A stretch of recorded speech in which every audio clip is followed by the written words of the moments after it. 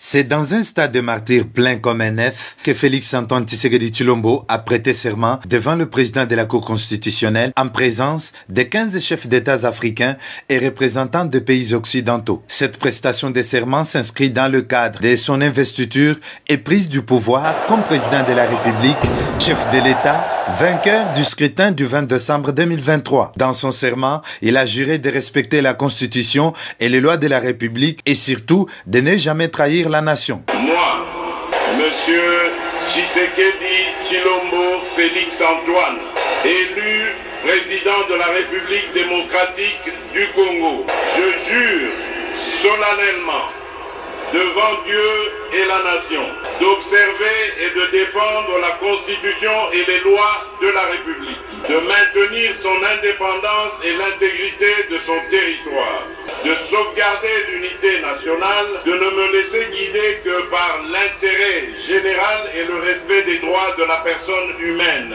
de consacrer toutes mes forces à la promotion du bien commun et de la paix, de remplir loyalement et en fidèle serviteur du peuple les hautes fonctions qui me sont confiées. La Cour prend acte de votre prestation de serment en qualité de président de la République démocratique du Congo. Toutes nos félicitations.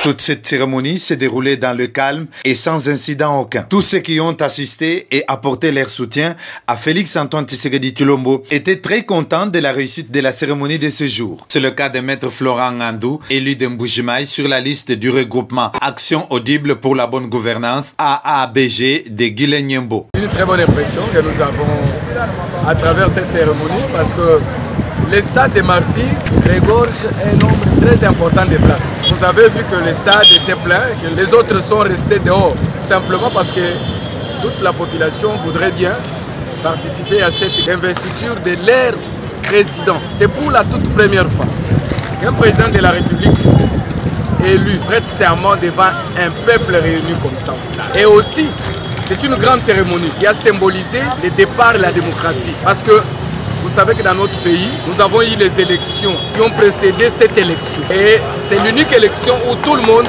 a au moins eu la moindre chance de voir les dirigeants. Il a eu l'occasion de voter, d'être proclamé. Donc c'est un motif de joie, j'ai une impression très positive de cette cérémonie de ce jour. Maître Florent Ngandou, secrétaire national de la Ligue des jeunes de l'UDPS Tshisekedi, en charge des questions juridiques, a réitéré ses remerciements à sa base pour l'avoir voté comme député national et voté massivement Félix-Antoine Tshisekedi Tshilombo comme président de la République. Il a rassuré à ses bases que vous serez représentés par des leaders conscients, animés d'une volonté de servir. Il va tenir compte de la stabilité de notre monnaie. Il va également jouer, en tout cas son jeu en tant que président de la République, pour que notre sécurité monte encore de plus en plus. Parce que nous avons une armée aujourd'hui qui fait face à une agression qui nous a mis à genoux pendant près de 20 ans. Ce sont des messages qui ont beaucoup plus tiré notre attention et c'est pour ça que nous appelons notre population à continuer à soutenir les actions du président de la République que nous venons d'investir aujourd'hui à travers la cérémonie du stade. Et nous remercions d'abord cette population. Cette population a choisi non seulement le président de la République, mais les députés de leur choix. C'est pour la toute première fois que nous avons eu des gens issus des urnes dans la ville de Mbujimaï, ma circonscription électorale. C'est pourquoi j'ai dit encore une fois de plus, merci à la population de Mbujimaï.